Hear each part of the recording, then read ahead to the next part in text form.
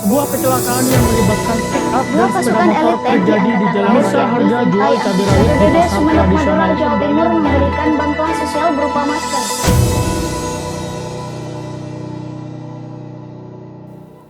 Membangun masjid sejatinya merupakan perbuatan yang mulia. Namun siapa sangka Masjid Al-Jabar yang diresmikan Ridwan Kamil selaku Gubernur Jawa Barat pada 30 Desember 2020 lalu tersebut ternyata menuai banyak kontroversi.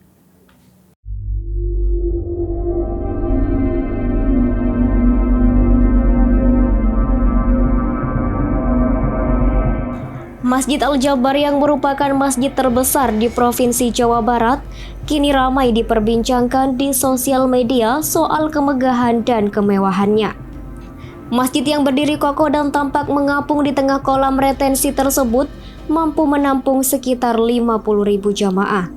Selain itu, Masjid Al-Jabar juga dilengkapi dengan Museum Rasulullah, sehingga pengunjung akan mendapatkan wawasan dan pengetahuan terkait perjalanan hidup Nabi Muhammad.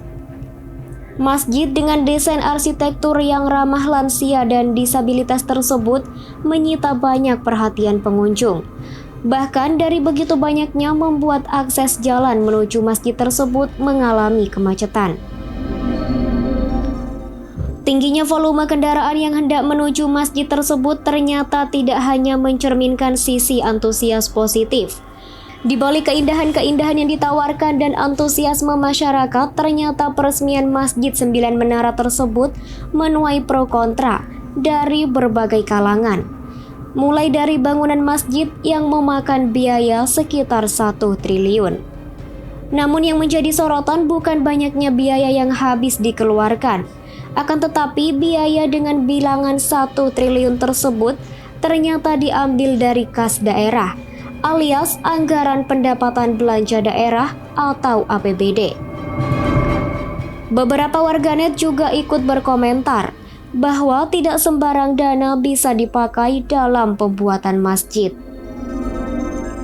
Pengamat kebijakan publik Universitas Trisakti Trubus, Radiansyah menilai bahwa langkah Ridwan Kamil dalam membangun masjid tersebut dengan menggunakan APBD sebesar 1 triliun dianggap tidak tepat. Pasalnya terdapat prioritas lain yang sebenarnya jauh lebih penting dan mendesak untuk segera didanai daripada sekedar membangun masjid. Selain itu, ia juga menambahkan bahwa APBD bersumber dari pajak masyarakat, yang mana di dalamnya tidak hanya umat Islam, akan tetapi mempunyai unsur publik yang beragam. Sedangkan pembangunan masjid hanya mewakili kelompok atau golongan masyarakat tertentu. Seharusnya anggaran 1 triliun bisa lebih bijak digunakan, semisal untuk kepentingan jalan atau transportasi publik yang dibutuhkan masyarakat.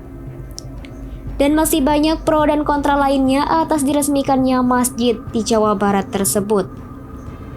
Namun, Ridwan Kamil selaku Gubernur Jawa Barat tidak tinggal diam.